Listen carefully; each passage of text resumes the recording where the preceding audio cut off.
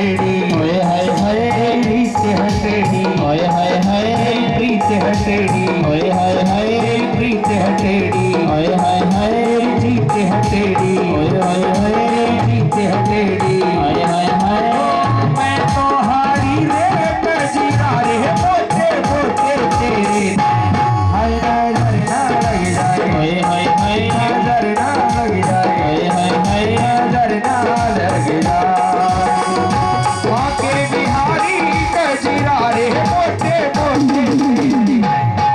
एक बार दोनों हाथ उठा लीजिए सीधे सीधे और ताली बजाते हुए अरे नजर ना लग जाए, हाय हाय हाय नजर ना लग जाए, हाय हाय हाय नजर ना लग जाए, हाय हाय हाय नजर ना लग जाए आके बिहारी कजरा रे पोते पोते तेरे हाय नजर ना लग जाए, हाय हाय हाय नजर ना लग जाए, हाय हाय हाय नजर ना लग जाए, हाय हाय हाय नजर ना लग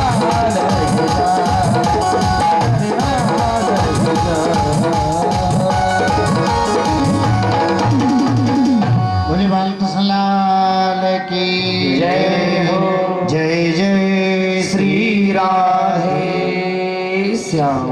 महाराज वसुदेव जी ने गर्गाचार्य को प्रेरणा दी और गर्गाचार्य जी गोकुल में आए, नंद महल में पधारे। नंद बाबा ने बड़ा स्वागत सत्कार किया।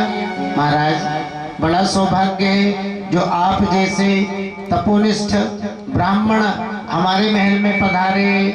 आदेश करिए क्या सेवा की जाए, कैसे आप पधारे। गर्गाचार्य जी ने कहा देखो भैया नंद, इस बात को तो आप भी जानते हो, आपके महल में जो ये दोनों बालक छुप करके रह रहे हैं, ये बालक महाराज वसुदेव जी के हैं और यादवों का आचार्य मैं हूँ, सो इनके नामकरण संस्कार का अधिकार मेरा ही है। नंद बाबा घबरा गए, महाराज दोबारा मत कहिए। अरे ये बात फैलते फैलते कंस के कानों तक पहुंच गई तो इन नन्हे नन्हे बालकों का जीना ही मुश्किल हो जाएगा। देखो जी, आप यादवों के आचार्य हैं, महल में पधारे हैं, इसलिए सूक्ष्म में नाम संस्कार करें। देखो जन्मोत्सव तो धूमधाम से, लेकिन नामकरण सूक्ष्म में, कहीं किसी को पता नहीं लगे, कहीं कोई वाद विवाद खड़ा ना हो। गौशाला की बढ़िया लिपाई पुताई की गई, सुंदर सुंदर चौक पोरे गए, बढ़िया आसन रखा। गर्गाचार्य जी आसन पर विराजमान हुए, मैया यशोदा, मैया रोहिणी है ना, अन्य गोपियां सब माताएं बैठी है, इधर नंद बाबा इत्यादि गोप ग्वाल बैठे। गर्गाचार्य जी ने नामकरण संस्कार प्रारंभ किया। अयम ही रोहिणी पुत्रो रमयन् सुहृदो गुणे आख्यास्ते रामिति बलाधिक्यात् बलां विदु। ये जो रोहिणी नंदन है ना, इनमें सारे सद्गुण रमण करते हैं, इसलिए इनका नाम होगा राम। इनमें अत्यधिक बल है, सो इनका नाम होगा बलराम। और जब भी यादवों में परस्पर आपस में कलह होगा, वाद विवाद होगा, लड़ाई झगड़ा होगा, तो दोनों पक्षों को समझा बुझा करके यही बालक शांत करेगा, इसलिए इस बालक का नाम होगा संकर्षण। और वैसे भी देखो, भगवान की योग माया ने मैया देवकी के गर्भ से खींचकर इनको मैया रोहिणी के गर्भ में प्रतिष्ठित किया ना, इसलिए संकर्षण। राम, बलराम, संकर्षण, दो भैया का नामकरण संस्कार हो गया। अब यशोदा नंदन की बारी आई। गर्गाचार्य जी ने कहा देखो जी, इस समय इन्होंने कृष्ण वर्ण में अवतार लिया है, इसलिए इनका नाम होगा कृष्ण। करसती भक्ता नाम मनांसी इति कृष्णा। ये अपनी लीलाओं के माध्यम से भक्तों के मन का आकर्षण करने वाले होंगे, इसलिए कृष्ण। महाराज वसुदेव जी के यहाँ बेटे के रूप में इन्होंने अवतार लिया, इसलिए वासुदेव। वसुदेव अपत्यम पुमान वासुदेव। कृष्ण वासुदेव ये यशोदानंदन का नामकरण संस्कार हो गया। अब तो बुरा मत मानना, युग ही बदल गया। हाँ, हमारी बड़ी बूढ़ी माताएं बैठी है, आप इनसे पूछो पुराना युग कितना अच्छा युग था जी। आज 30 साल का बेटा हो जाए और किसी माँ से कहो अब तो बेटे की शादी कर लो, सो माता जी विरोध कर देगी। अरे बाबा अभी तो पढ़ाई कर रहा है, नौकरी करेगा, कुछ कमाने धमाने लगेगा, तब शादी करेंगे, अभी शादी कर देंगे इसका खर्चा कौन उठाएगा। हाँ, बेटे की शादी करने को आधा बूढ़ा नहीं होगा ना तब तक तो शादी का सपना ही नहीं आएगा मैयाओं को। क्यों शादी क्यों नहीं करती? साची बात कहें, शादी इसलिए नहीं करती है कि शादी हो जाएगी, घर में बहू आ जाएगी तो इनकी जो प्रधानमंत्री की कुर्सी है ना वो छिन जाएगी। हाँ? बेटा भले ही कुंवारा रह जाए लेकिन इनकी जो प्रधानमंत्री की कुर्सी है ना वो बराबर सुरक्षित रहनी चाहिए। अरे बड़ी बूढ़ी मैयाओं से पूछो कैसा भावुक युग था जी। हाँ? माताओं में अपने बेटों के प्रति कितना वात्सल्य होता था। छोटा सा बेटा जब आंगन में खेलने कूदने लगता तो मैया गदगद हो जाती। भगवान बेटा तो हो गया, बस अब एक प्रार्थना और है, बेटे की शादी और हो जाए। हाँ? छोटे छोटे में ही हमारी माताएं है ना अपने बेटों की शादियां कर लेती थी और कितना दुलार करती थी बहुओं से, अरे बेटी से भी ज्यादा, क्योंकि बेटी तो पराई होगी, बुढ़ापे का सहारा तो बहू ही रहेगी ना। हाँ? अब मैया की गोद में कन्हैया आए हैं तो मैया की उम्र कितनी है? 85 की बरस में याने लाला जायो है। 85 वर्ष की उम्र है मैया की। दुलार तो होगा ना, बुढ़ापे का बेटा है और वो भी अकेला है, कुल का दीपक है। बाबा मेरे कन्वा के नामकरण का तो ठीक है आपने कर दिया, अब इसके भविष्य का भी तो वर्णन करो। कब तो मेरा बेटा बड़ा होगा और बाबा कब शादी होगी, कैसी बहू आएगी। एक इच्छा तो राम जी ने पूरी कर दी। अरे एक ही सही, बुढ़ापे में भी सही, बेटा मिल गया। बस एक इच्छा और है, जीते जी अपने कन्वा का विवाह हो जाए, फिर भले ही राम जी उठा ले, 100 वर्ष पूरे हो जाए। अब गर्गाचार्य जी ने देखेंगे, जन्मपत्री बना के तो देखेंगे। सो लाला की जन्मपत्री तैयार की। देखो जी कथाओं में आपके सामने कई बार वर्णन किया, भगवान के लग्न में केतु है। देखो लग्न के केतु की कोई विशेषताएं भी, व्यक्ति को यशस्वी बनाता है। धन उसके पास नहीं रहता है लेकिन उसका नाम रहता है। पर एक बुराई भी है, केतु घुमाता बहुत है। एक जगह केतु टिकने नहीं देता है, जीवन ही चक्री। हाँ दौड़ धूप। यशोदा एक बात कहूँ, तुम्हारा कन्वा बहुत घूमेगा, इस बड़ी बड़ी यात्राएं करेगा, देश विदेश, सारा जीवन घूमने में बीतेगा। अब देखो माताएं तो अपने हिसाब से ही अर्थ निकालेगी। मैया ने कहा ये तो अच्छी बात है, इतनी सारी महल में गाय हैं और ये एक बेटा है, आलसी बन के बैठ जाएगा तो गोवंश की वृद्धि कैसे होगी। ये जितना दूर दूर पहाड़ों में विदेशों में गाय चराने के लिए जाएगा उतना ही तो गोवंश बाबा बढ़ेगा, फलेगा, फूलेगा।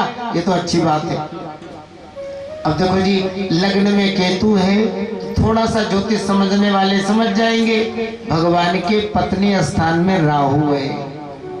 और सुनो, पत्नी स्थान में राहु होना ये खतरे की घंटी है, क्योंकि राहु जहां भी बैठेगा ना उस स्थान का नाश करेगा। अब पत्नी स्थान पर बैठा है।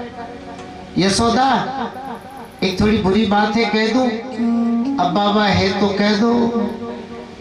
मुझे तो लगता है तुम्हारे कन्वा का विवाह नहीं होगा, कुंवारा ही रहेगा, और विवाह भी कर दिया तो कब 1/2 हो जाए कोई गारंटी नहीं है। अब मैया ऐसी बात सुन सकती है क्या? मैया ने कहा बाबा कैसी बातें कर रहे हो, इतना बड़ा समाज में हमारा नाम है, इतना वैभव है, इतनी गायें हैं, है ना, और इसके बाद एक बेटा और वो भी कुंवारा रहे।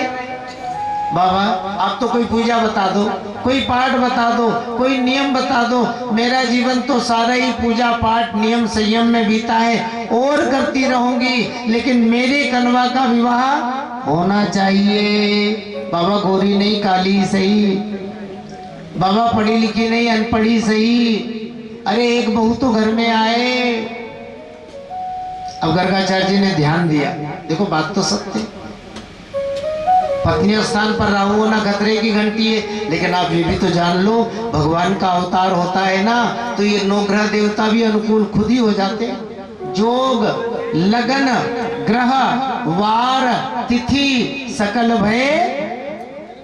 और राहु जो पत्नी स्थान पे बैठा है ना, वो भी मंगल के घर में बैठा है, मतलब अनुकूल स्थिति में बैठा है। अब गर्गाचार्य जी ने ध्यान दिया, यशोदा व्रत करने की पूजा करने की जरूरत नहीं है, बाबा काम हो जाएगा। अरे काम ही नहीं होगा, तुम्हारे कन्वा के तो कई विवाह होंगे। ये तो बहुपत्नी योग बना रहा है, क्योंकि अनुकूल स्थिति में बैठा है।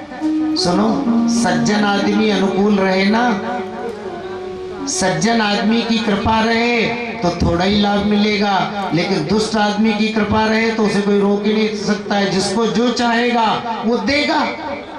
तुम्हारे कन्वा के तो बहुत विवाह होंगे। अब मैया खुश हो गई, अरे बाबा ये तो मन की सी बात कह दी, मैं तो राम जी से यही प्रार्थना करती थी 2 5 10 बेटे हो, लेकिन क्या करूं, सारी जिंदगी मन्नत की, तब जाकर बुढ़ापे में इस एक कन्वा का मुंह देखने को मिला। अब बाबा 2 5 बहुएं आएगी ना, तो बुढ़ापा मौज से बीत जाएगा।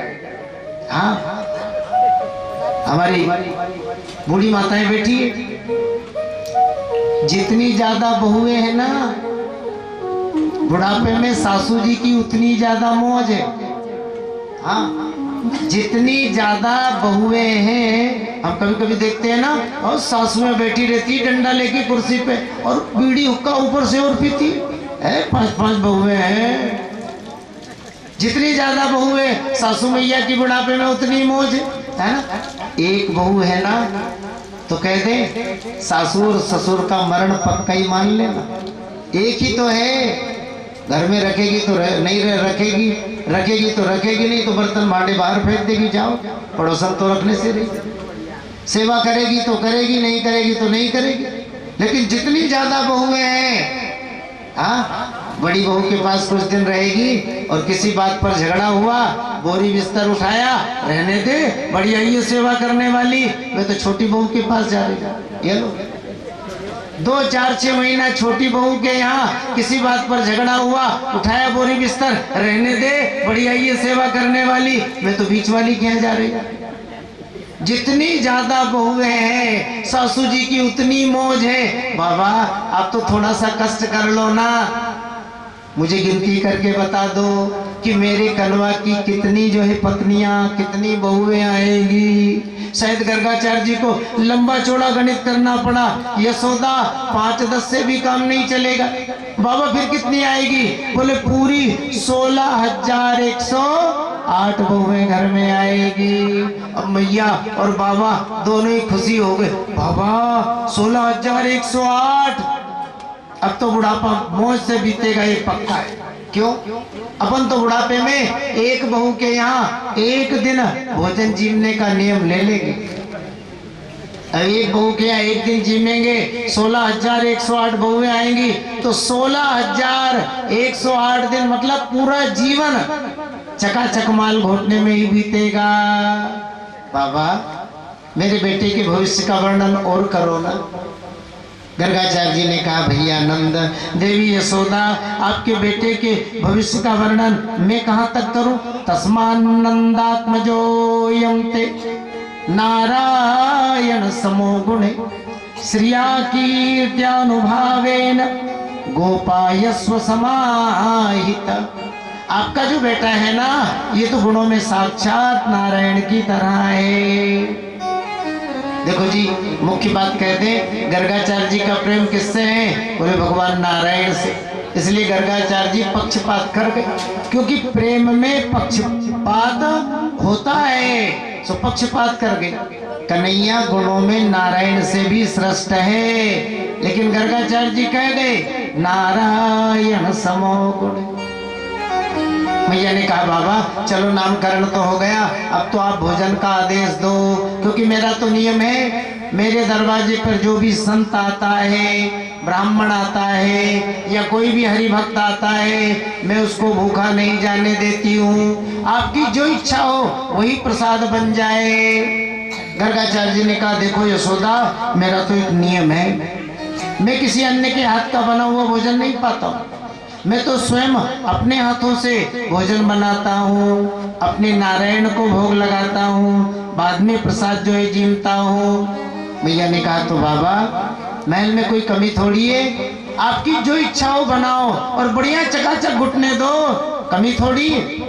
देखो गर्गाचार्य जी यमुना स्नान करने के लिए गए, तब तक मैया ने बढ़िया चूल्हा ला करके गौशाला में रख दिया, लिपाई पुताई कर दी और सोचा ब्राह्मणों को मीठा बहुत प्रिय है, सुश्यामा गाय का, पद्मा गाय का दूध ला कर रख दिया। अब गर्गाचार्य जी बढ़िया खीर बना रहे हैं। सुनो, पानी का तो काम ही नहीं है, दूध में ही खीर बन रही है और माल की भी कमी नहीं है। बढ़िया काजू है, किशमिश है, बादाम है, खोपरा गिरी है, दूध में केसर है, बढ़िया चकाचक खीर बन रही। महाराज बढ़िया खीर बनकर तैयार हुई। देखो जी गर्गाचार्य जी परम भक्त हैं, परम वैष्णव, और वो ठाकुर सेवा जो करते थे ना वैष्णव रीति के अनुसार करते थे, भाव से भगवान की सेवा कर, पवित्रता से भगवान की सेवा कर। महाराज भोग भी लगाते थे ना तो वैष्णव रीति से। सुनो, गरम गरम तो हम ही नहीं खा सकते, भगवान के सामने गरम रख दोगे, जीमेंगे क्या? जिसे हम नहीं जीम सकते हैं भगवान कैसे जीमेंगे? सो गर्गाचार्य जी ने पहले खीर को पात्र में ठंडी किया, ठंडी करके फिर तुलसी पत्र बिखेरा। देखो जी भगवान की अपन भोग लगाए ना, 2 पराठे से काम नहीं चलाना चाहिए। अब तो आप देखो बस 2 पराठे आएंगे। हाँ, तुलसी छोड़ी, पर्दा बंद किया, 3 ताली बजाई, पर्दा खोला, लिया और चले। एक आदमी पेट भर के भोजन जीम सके इतना भोग भगवान के थाल में होना चाहिए। हमारे महात्माओं के यहाँ तो सीधा सा सिद्धांत है, भंडार में जो भी बनेगा भगवान को भोग लगेगा। हाँ? और कम से कम 11 नारायण मंत्र की माला जपने में जितना समय लगे इतने समय तक भोग भगवान के सामने रहना चाहिए, अर्थात कम से कम 10 मिनट। अब गर्गाचार्य जी तो परम वैष्णव है, पहले तो थाली भर खीर को ठंडी की। हाँ, थोड़ी सी तो अपने ही पेट नहीं भर रहा है तो भगवान का पेट कैसे भरे? और जब देखा अब खाने योग्य है तो तुलसी पत्र बिखेरा, अब पर्दा लगा दिया और नारायण मंत्र जपने बैठ गए। तुम्हें वो वस्तु गोविंदम तुभ्यमेव समर्पयेत। गोविंद पधारे, प्रसाद आरोगे, प्रसाद ग्रहण करे। कन्हैया ने सोचा वाह बढ़िया चकाचक माल बना है, अरे और बाबा देखो कैसा मेरा नाम जप रहा है और भाव से मुझको बुला रहा है कि गोविंद आओ भोग लगाओ। एक बात है, बढ़िया चकाचक माल बने और जिमाने वाला भी प्रेम से जिमाए, जी पधारो, प्रसाद ग्रहण करो। अभागे है ना जो जिमने नहीं जाएंगे। हाँ, प्रेम से बनाए, प्रेम से बुलाए और प्रेम से जिमाए तो देखो जाना ही पड़ेगा। सो धीरे से कन्हैया पहुंच गए। बाबा आराम से भजन करो, मैं भोग लगा रहा हूँ। इधर तो गर्गाचार्य जी माला जप रहे हैं और उधर बालकृष्ण बढ़िया खीर जीम रहे। अब गर्गाचार्य जी का नियम पूरा हुआ, पर्दा खोला, देखा बालकृष्ण लगे हैं चट्ट कर। अरे यशोदा देख तो सही, तेरे कनवा ने सारी खीर को झूठी करके रख दिया। भैया दौड़ी दौड़ी आ गई, चल कहीं के तूने खीर नहीं खाई क्या? बाबा की सारी खीर को झूठी करके रख दिया। कन्हैया भोले बन गए। मैया बाबा ही तो बुला रहा था। गर्गाचार्य जी ने कहा वाह, मैं तुम्हें बुला रहा था? अरे मैं तो अपने नारायण को बुला रहा था। कन्हैया ने कहा बाबा मैं ही तो नारायण हूँ। गर्गाचार्य जी ने कहा वारे नारायण, तेरे तो 2 हाथ है, मेरे नारायण की तो 4-4 भुजाएं हैं। कन्हैया ने कहा मैया तू कहे ना तो मैं बाबा को 4 हाथ वाला बन के दिखा दूं। हाँ, मैया डांटने लगी, चल कहीं के, नारायण तो भगवान है, कनवा तू तो मेरा बेटा है, मेरा बेटा। हाँ, गर्गाचार्य जी से क्षमा मांगी, महाराज क्षमा करो, अकेला है, लाडला है और बड़ा चंचल है, देखो आप भूखे जाओगे, हमारी कितनी बदनामी होगी। नंद महल से एक ब्राह्मण भूखा जो है चला गया। बाबा कोई कमी नहीं है, बालक की गलती पर ध्यान मत दो और आप जो इच्छा हो बनाओ, लेकिन प्रसाद पा करके ही जाओगे। देखो मैया का प्रेम ही ऐसा है। भगवत प्रेमी के प्रेम में तो संत ब्राह्मण बंधे ही रहते हैं। दोबारा स्नान करने के लिए गए, मैया ने भी सारा सामान अलग रखाया है ना, और नया सामान लाकर रख दिया। गर्गाचार्य जी स्नान बना के लौटे।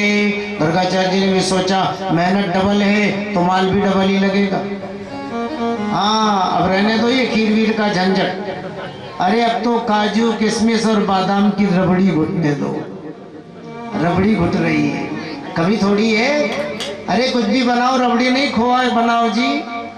गर्गाचार्य जी है ना बढ़िया चकाचक माल बना रहे हैं, रबड़ी घोट रहे हैं, मैया भी खुश है। हाँ, पंडित जी भी खुश है। पहले बनती तो खीर ही मिलती, अब तो मेहनत ही लगेगी, रबड़ी घोटेंगे। और जजमान भी खुश है, मैया बहुत खुश है। अरे कितने अच्छे ब्राह्मण हैं, मेरे बेटे ने कितना नुकसान कर दिया। कोई क्रोधी होता तो उल्टी सीधी बात सुना के चला जाता। कितना भोला ब्राह्मण है। हाँ? मेरी बात मान ली और दोबारा प्रसाद बना रहे हैं। अब वो दोबारा प्रसाद बना रहे हैं तो मेरा भी तो कर्तव्य बनता है कि कम से कम मैं अपने बेटे पर निगरानी रखूं, कहीं दोबारा नहीं चला जाए। सो मैया अब कन्हैया को बिल्कुल पास चौकीदारी कर रही है मैया, और मैया की चौकीदारी बिल्कुल कड़ी चौकीदारी। उधर रबड़ी घुट रही है। कन्हैया ने सोचा लो पहले तो खीर में ही संतोष हुआ, अब तो रबड़ी घुट रही है जी। हाँ, खीर से क्या होता है, रबड़ी का आनंद तो रबड़ी में ही है। माल छानने को तो मिलेगा, लेकिन कब, जब ये पहरेदारी हटेगी तब। हाँ, पहरेदारी तोड़ो मैया। अरे देख तो सही अपने आंगन में क्या है। मैया ने कहा बेटा ये तो मोर है। अरे मोर के पीछे पीछे क्या है? अरे मोर की बहू है मोरनी, ये पीछे पीछे डोलती रहती। सो मैया मेरी बहू कहाँ है? मैया ने कहा बेटा अभी तो तू छोटा है, जब बड़ा हो जाएगा इस मोर की तरह नाचने लग जाएगा तो तेरे लिए भी बहू ला ही दूंगी। नहीं नहीं मैया मैं तो बहुत बड़ा हो गया हूँ, तुम तो मेरे लिए भी बहू ला ही दे। हाँ, आंगन में मोरों में नाचने लगे बाल। अब लाडले बेटे की स्थिति हमारी माताएं जानती। हाँ, बेटा मचल जाए ना तो ये भी किनारे ही काटती। अब बहू के लिए कन्हैया मचल गया। देख मैया मैं खूब नाच लेता हूँ ना, तू मेरे लिए बहू ला ही दे। अब मैया को भय लग रहा है कहीं ऐसा ना हो कि ये बहू के लिए ही मचल जाए, और मचल गया तो अभी किसकी बेटी पकड़ करके लाऊंगी कि कन्वा ये तुम्हारी बहू है। अरे बालक है, ध्यान गया और बात गई। जब दिखूंगी नहीं तो अपने आप भूल जाएगा। सो मैया थोड़ी सी महल में चली गई। कन्हैया ने सोचा अच्छा रहा, पहरेदारी खत्म। और उधर गर्गाचार्य जी की जो है रबड़ी तैयार। वही पात्र में ठंडी किया, वही तुलसी पत्र बिखेरा, और अब वही हाथ में ना माला उठाई और भगवान का ध्यान कर रहे। सशंख चक्रम सकिरीट कुंडलम सपीत वस्त्रम सरसीरुहेक्षणम सहार वक्षस्थल कौस्तुभश्रयम नमामि विष्णुम शिरसा चतुर्भुज। भाव से भगवान का ध्यान कर रहे हैं, नारायण मंत्र जप रहे हैं। धीरे से कन्हैया आ गई। बाबा अब की तो और भी माल चकाचक है, आराम से भजन करो, मैं भोग लगा रहा हूं, रबड़ी छान रहा। अब गर्गाचार्य जी का नियम पूरा हुआ। अब जो ही गर्गाचार्य जी ने पर्दा हटाया देखा बालकृष्ण ने सोचा कि संत ब्राह्मणों से बच के ही रहना चाहिए। क्योंकि कब क्रोध में कौन सी खोटी बात निकल जाए। हाँ, इनका गुस्सा भी जल्दी आ जाता है और इनकी बात भी भगवान सत्य करते हैं, है ना। ज्यादा परेशान करना ठीक नहीं है। अब गर्गाचार्य जी दोबारा बालकृष्ण की ओर देखते हैं तो साक्षात नारायण। बोलिए नारायण भगवान की जय। गर्गाचार्य जी पुनः देखते हैं वही बालकृष्ण। अरे अब तो गर्गाचार्य जी सारा रहस्य ही समझ गए, मेरे नारायण ही बालकृष्ण।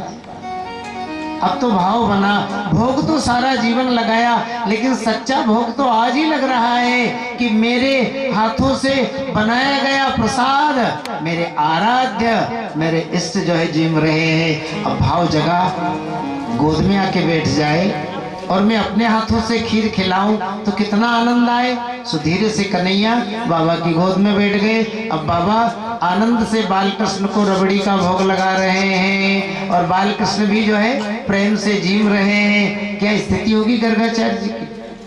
आंखों में आंसू बह रहे हैं, हृदय गदगद है, शरीर में रोमांच है, लग रहा है मैं धन्य धन्य हो गया। नारायण आपका भजन करके मैं कृतकृत्य हूँ। अब इधर तो सुंदर लीला हो रही है, उधर मैया का ध्यान आंगन में। अरे आंगन में नाच रहा था, कहीं बाबा की तरफ उपद्रव करने तो नहीं चला गया। बड़ी उतावली से गौशाला में आई, सो अब देखा बाबा की गोद में बैठा है और बाबा ही लगे हैं रबड़ी जिमाने। हाँ, मैया बिगड़ गई, चल कहीं के अब भी तेरा पेट नहीं भरा, फिर आ गए तू बाबा के भोजन में भंग फैलाने। गर्गाचार्य जी की मानो समाधि खुल गई। अरे यशोदा काय को हल्ला मचा रही। अरे तेरे जैसा सौभाग्य तो ब्रह्मा और शंकर को भी नहीं मिला। जगत का मालिक तुम्हारी गोद में बालक बनकर के जो है खेलता। देखो आराम से प्रसाद पाया, दोनों बालकों को आशीर्वाद दिया और गर्गाचार्य जी मथुरा पधारे। बोली बालकृष्ण लाल की जय। हम लाला आंगन से में जो है गांव में जो है खेलने के लिए निकले। देखो बालक घर से बाहर निकलता है ना तो अनेकानेक मित्र तैयार हो जाते हैं। कन्हैया के भी अनेकानेक मित्र बन गए, सुबल तो श्रीदामा मनसुखा। इन्हीं